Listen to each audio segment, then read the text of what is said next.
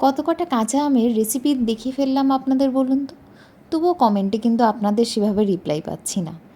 একটু রিপ্লাই পেলে আমারও একটু ইচ্ছা করে আপনাদের জন্য নতুন নতুন জিনিস দেখাই। যাই হোক, সে আপনারা করবেন হয়তো কখনো। আজকে আমি আপনাদের সাথে শেয়ার করে নেব কাঁচা আম পোড়ার শরবত। এই রেসিপিটা কিন্তু তেমন কিছু ঝামেলার নয়, তবে এক একজন এক একভাবে বানাতে পারে।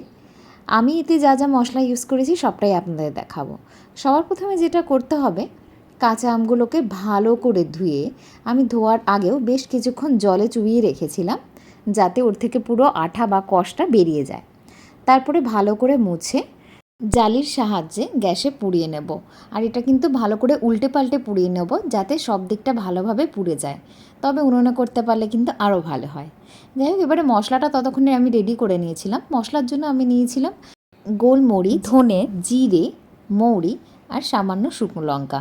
সবই আমি 1 টেবিল স্পুন করে নিয়েছিলাম, কারণ আমি অনেকটাই আম পুড়িয়ে নিয়েছিলাম। আপনারা আপনাদের আমের পরিমাণ অনুযায়ী কিন্তু মশলাগুলো নেবেন। আর শুকনো লঙ্কাটা স্কিপও করতে পারেন, আমি একটু ঝালের জন্য দিয়েছিলাম, তবে স্কিপ করাই ভালো আমি বলবো। সমস্ত মশলা গ্যাসে লো ফ্লেমে নেড়েচেড়ে যখন হালকা স্মেল উঠবে তখন গ্যাসের ফ্লেমটা বন্ধ করে দেবো ঠান্ডা হওয়ার জন্য।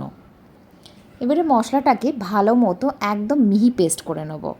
ততক্ষণে আমার আম পোড়াটাও একদম রেডি হয়ে গিয়েছে। এবারে আম পোড়াগুলো ছালটা ভালো করে একদম পরিষ্কার করে ছাড়িয়ে নেব। আর আটি বাদ দিয়ে বাকি অংশটুকু আমি মিক্সিং জারে নিয়ে নিয়েছি। এই আমটাকে পুড়িয়ে নেওয়ার জন্য একটা হালকা স্মোকি ফ্লেভার আসে, যার জন্য আম পোড়া শরবত খেতে কিন্তু খুব ভালো লাগে।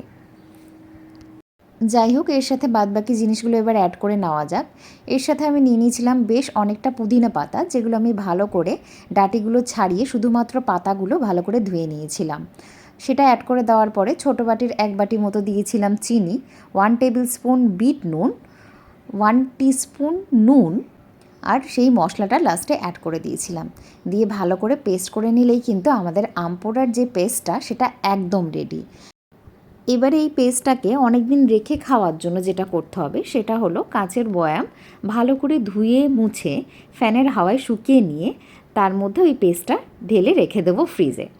একদম এয়ারটাইটও থাকবে, আর খেয়াল রাখতে হবে বয়ামে যাতে কোনো রকম জল না থাকে।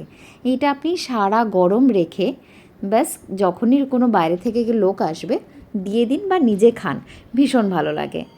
2 চামচ ওই পেস্টটা দিয়ে তার মধ্যে ঠান্ডা জল আর কিছুটা আইস কিউব দিয়ে খেয়ে নিন, ব্যাস আপনাদের শরীরও ঠান্ডা থাকবে, মনও ঠান্ডা হয়ে যাবে। আপনারা এর সাথে একটু নুন চিনিও অ্যাড করতে পারেন নিজেদের স্বাদ অনুযায়ী।